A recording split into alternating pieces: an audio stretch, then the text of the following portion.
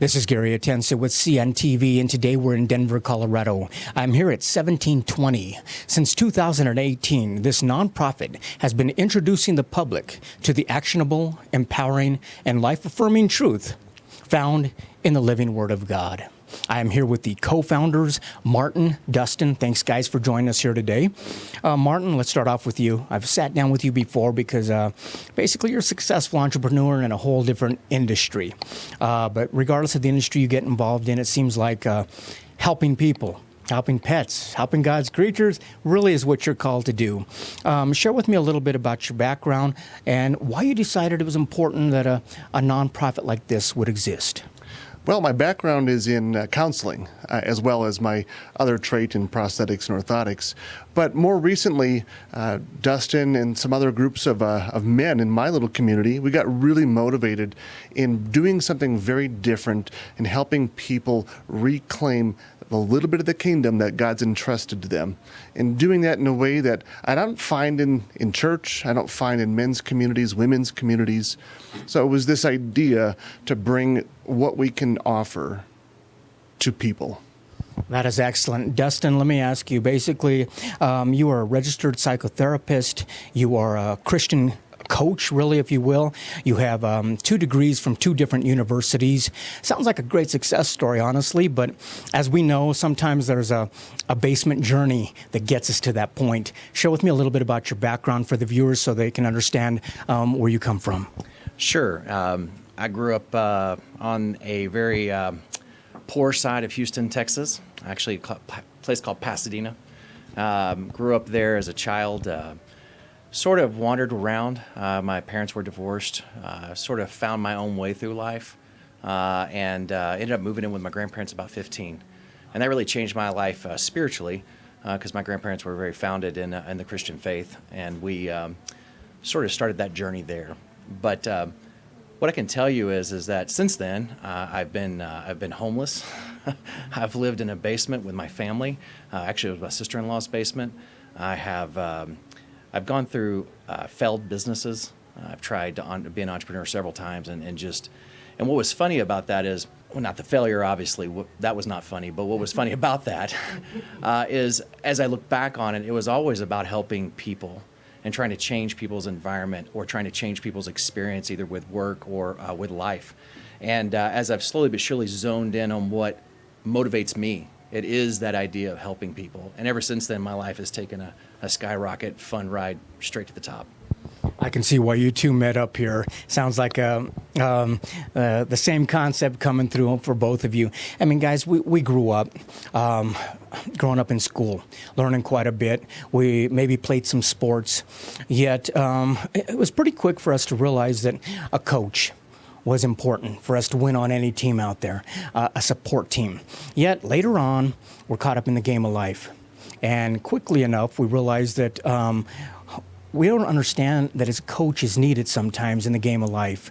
And basically, why do you think that wasn't taught when we were growing up, that a coach is important throughout your entire journey? My response to that is that the biblical faith that I have as a Christian shows me that I can go to like the ultimate coach who's provided me a manual on how to do life, but I've just chosen not to. I've followed a different path. So as a coach in our entity, I want to be that place where you can come back to regain a sense of where you're going and why you're going there, and what stuff doesn't need to be part of that anymore. What can be left behind on the pursuit to enjoy the abundance that we're supposed to have as promised in the Bible right now. People who have gone on and realized that life can be a little rocky at times. Some of them start out rough. It's a rough start, like you said. Others, basically, we maybe, I don't know, wake up a few years later and realize, is this all there is? I mean, this didn't really turn out like I expected it to. Regardless of where somebody is on that gamut in their journey, are you pretty much there for anyone along that road? Yes, anyone along the road. What we can't do is we can't create a desire for more. What we're here to do is to help you once you've realized that you have it and what to do next, because life can unfortunately be a series of compromises. And most people who we work with have woken up and realized that they're in a compromise. and God is sort of starting to put something on their heart that there's something more interesting. But they're just struggling to find those tools and quite frankly, that encouragement to be a different person. A lot of times your support system around you, they like you the way you are. And there's a little bit of fear associated with the fact that you might change. And so we're here really for those people who have started to figure that out, and we want to be that support system as they start to venture into that change. You mentioned the word tools. I think a lot of folks out there think that coaching, even therapy, counseling, there's a lot of theory. There's not too many really practical things that you can use. What I see here is an organization that's put together 6 core, basically, tangible ways that they can help you. Was that important for you, Martin, to put something together that people can really have kind of a map, a guideline? Yeah, I'll begin the answer, and I'll ask Dustin to finish the answer, but a framework. How do we move through, once you've realized that there is something more for you and that you've given away some of that, to be able to visualize a framework to then move through and accomplish, for me, became really exciting as we entered into that program development. And most of the theories that you talk about spend a lot of time on someone's past. And what we really wanted and what we thought was necessary in the space is a framework to move you into your future so that you're not, I mean, you can spend a lot of time getting better about what happened yesterday, or we can move you into a place where you can be 10 times better about what's going to happen tomorrow. And that seems to create the emotional connection in our clients that gets them excited about the program, and then we can work them through the framework. But it was absolutely extremely important that we could approach someone and say, we've got a game plan for you, and then get them through that game plan. I don't believe that that counseling is a lifetime endeavor. I think we drop in and out of people's lives to help them achieve the next step. They'll work on that for a while, and we'll see them again. Excellent. I think everyone has a certain amount of fear that we live with. Small amount, but yet fear can be debilitating. It can get to a point where no longer are you focused or even able to understand that God has a plan, not understanding that there's a bigger picture out there. So the first step, let's talk about that, the why. If the why is big enough, the rest can come together. Tell me a little bit about the why, searching for that. Yeah, why and the fear that's holding you back from the big why. So we have a little mindset statement here. When the fear is big enough, that just simply means we're not aligning our trust in where we could.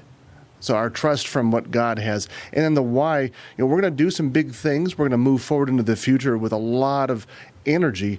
But why? What does it really mean for you to get excited and have a desire for the future?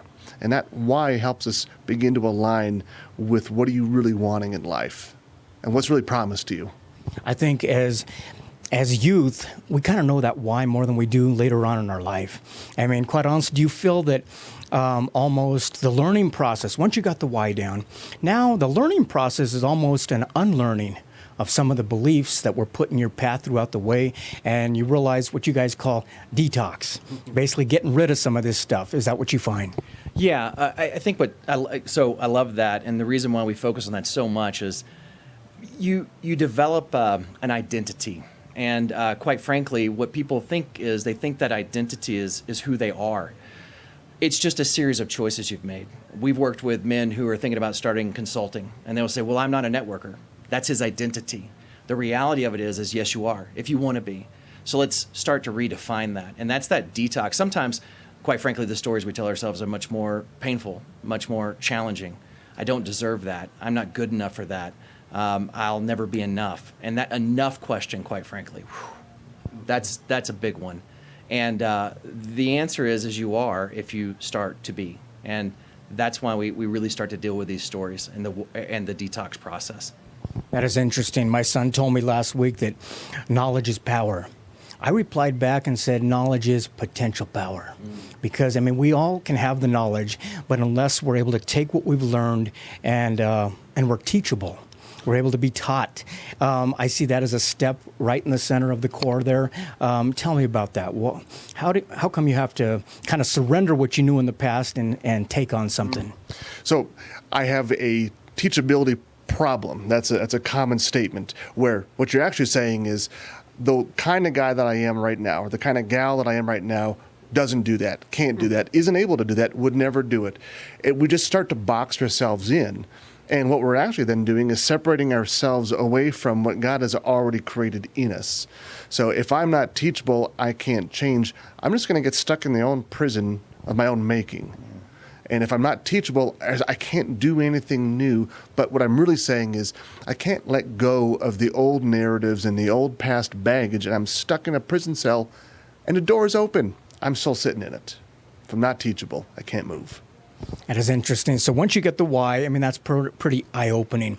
But the real hard work begins when you have to start realizing I have to change. Your organization believes that the Bible is the living Word of God. In the Bible, we learn that faith without action is useless. Yet your program really breaks it down and talks about how we need to develop that faith sometimes before we take action. Tell me a little bit about that. So a true, powerful faith moves you from a scarcity mindset where you're playing defense to a place where you can start to play offense. So quite frankly, even planning or thinking about the how before you develop the faith is going to be flawed, because you're going to be thinking about the how from that place of scarcity, from the rules that you know today. And what we want you to be able to do is to spend enough time in faith. And we actually believe that faith is 80-90% of the work. Action's just 10% of the work, which is sort of backwards for most people, in most, I would say, common philosophy. But the reality of it is that if you can first believe it, you can, and this is a little bit of a pun, but you can ultimately achieve it. But there's some truth to that. And trying to create that faith independently of God we think that's flawed. But creating that faith through God allows you to really accomplish anything. And so to even be able to take that first action, you've really got to work on the faith. And so we spend a lot of time there.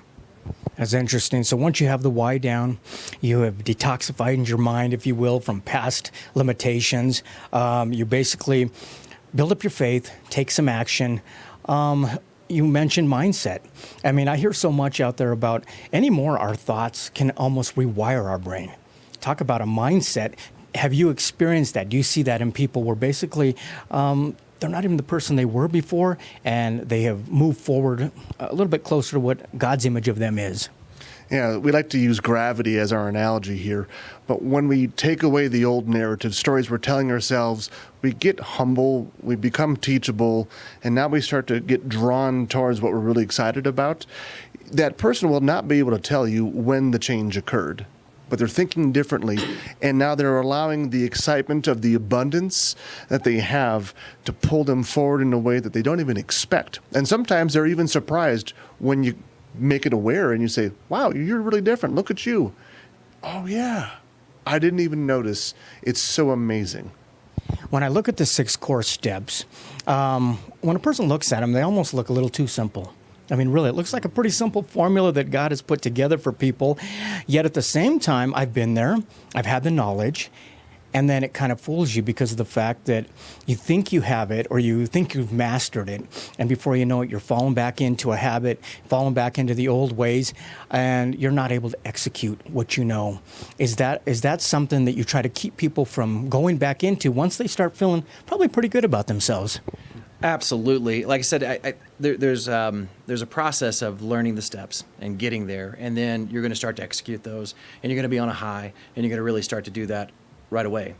But you've built an entire life around who you used to be. And so there is a tremendous amount of gravity around that, both internal stories you're telling yourself that really, what's interesting is it's almost like an onion. As you peel it back, there's one set of stories that we deal with that only reveals another set of stories that sort of begins to reveal another set of stories, and you get back to what your core issue is. And that's going to take, quite frankly, time.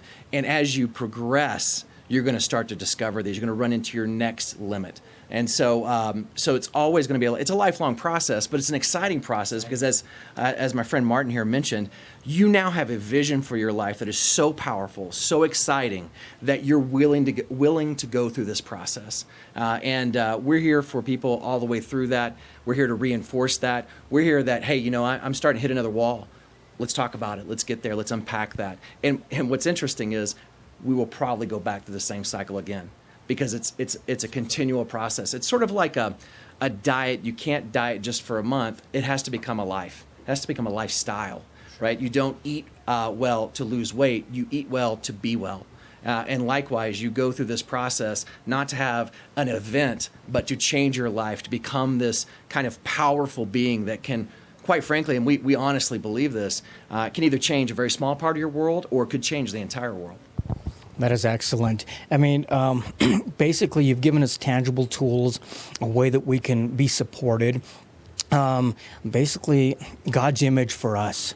God wants that for us.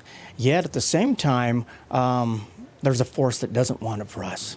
I mean, really, you talked about friends that aren't supporting you, but there's a force that doesn't want that because you're basically gravitating towards something that is great and before was not so great. Mm-hmm. Yeah, and that little piece right there, you get to encounter resistance. The normal secular statement would be resistance is a bad thing. Now we should avoid it. We should try to run away. We shouldn't do it anymore. But for us, when we bump into resistance, when things get difficult, it's 6 easy steps. It's simple. It's incredibly hard. When you hit resistance, now you know you're on the right track. Now you can push into that and push really hard because that's where the work needs to be. And then it gets exciting because God is with you. God is with you. That is amazing. Like you said, basically, you've taken, this organization is able to use technology. I mean, I learned more off of your website in just researching than I have in a lot of tapes and books and what have you. You're able to use that technology to help folks. How is this nonprofit going to make this available to a lot of people out there that maybe a brick and mortar building could not? Well, I got to tell you, our philosophy is we give away all the information. We have no desire to keep secrets. The work that we're doing, the research that we do, the stories that we learn, the lessons that we reincorporate into our product, we give that away. We give it away through our podcast. We give it away through our video. We give it away through our Facebook page. We give it away through our Instagram. What we have as a business, as an opportunity, is if once you've consumed that and you want, like you said earlier, a coach, that's where we come in. That's where the engagement is. Now, we do that through because we understand people are incredibly busy. We have asynchronous communication platforms, which means you can leave a message and we can get back to you. We have synchronous communication platforms, which means you can go online and we can chat with you live if you're having a particular problem right now and you need some support. We're there for you. Obviously, there's also email. But we really like the platform Slack. It's amazing. We can have one-on-one conversations there. It's highly secure. But we just love it. And we have groups on that same. So not only do you get to know us, but you get to know the people in your cohort. Those people can then support you. And we've seen just incredible communities grow up around tools like this. And we're really excited to be using that technology. And quite frankly, if you want to meet us at the Rusty Bucket and come for our men's Bible study, that's an option too. We'd love to have everybody. That is excellent. Do you feel that the one-on-one is an important aspect to that? Obviously, you have a lot of stories you're going to learn from other people, but it sounds like a very customized approach that we need, something that is designed just for us. Does the one-on-one work well in that capacity? Yeah, so one-on-one, there's value there, especially when you're really wrestling with some of those past problems, when you just can't get past it. But we do find tremendous value in the cohort. So when you get a group of people, maybe it's a band of brothers, it's men and women, it's adolescents, but when you get a group together and everybody begins to recognize that we're on a shared journey, we're really all facing the same challenges, we just call it something different. Power in that group where you can support and feed and build each other because now you're bumping into Jesus in that moment where otherwise you don't. Yeah, man, I tell you, the devil has like 3 lies. Everybody thinks he's a super trickster. The reality of it is we're just really stupid, and we keep falling for the same stuff over and over again. And one of those is that you're alone in whatever you're challenged with. The reality of it is you're not. You may think you have a dark, deep secret that makes you different than everyone else around you. And when you get in these cohorts, you realize that you are not alone. And that single lie that Satan tells us that we are alone, once that starts to crumble, amazing things start to happen in men's lives. They get open, they get honest, they get challenged, and they're willing to be transparent, and that's whenever the real work can start. Interesting. I'm going to ask you, Dustin, before we let you guys go. To me, you seem to be a product of this system. I mean, really, you've been there, done that. I'm sure you can connect with a lot of people out there in a lot of different areas. Is this rewarding for you when you see somebody make those changes and you experience it firsthand? You have no idea. We get a lot of Facebook comments. I cut and copy those and save them, send them to all the team, just because we get such a kick. Someone actually once told me, I think the gentleman's name is Jack Ma. He's he founded, I think, Alibaba in China. And he did that business for 3 years and never got paid, 3 whole years. And they asked him, he said, well, how is it that you can do this? How did you hang in for those 3 years? He goes, because when I was at a bar and we had no money, someone would come and pay for my dinner, and it would be a business owner that's on our platform. And he goes, to me, those were love letters from our customers. And what we see is love letters from our customers everywhere. And those things inspire me, keep me engaged. And quite frankly, it's so funny. A job, sometimes you have to make yourself go. This work, I do it on an airplane. I do it when I'm asleep. I do it when I'm in an airport.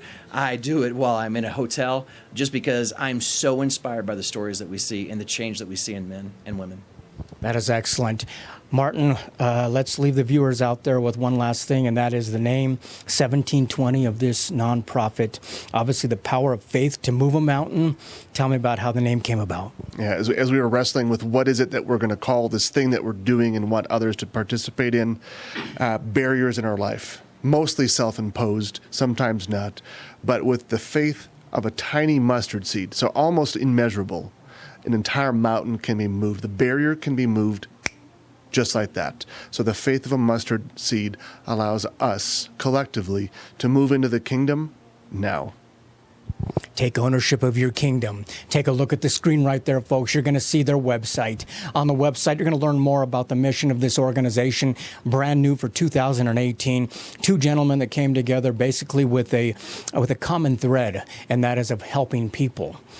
Basically, they're both successful entrepreneurs. That wasn't good enough for them. They basically wanted to share it with others. They wanted to make sure that you're successful, not only in what the world says you should be successful, but really closer to the image of what God intended you to be. Check out the website. The contact information is right there. You can set up a consultation. Like he said, there's information galore. The company is constantly growing, so they're adding all the time. And like you said, it's free for you. And if you feel you need some one-on-one to help you through that journey, they're there for you as well.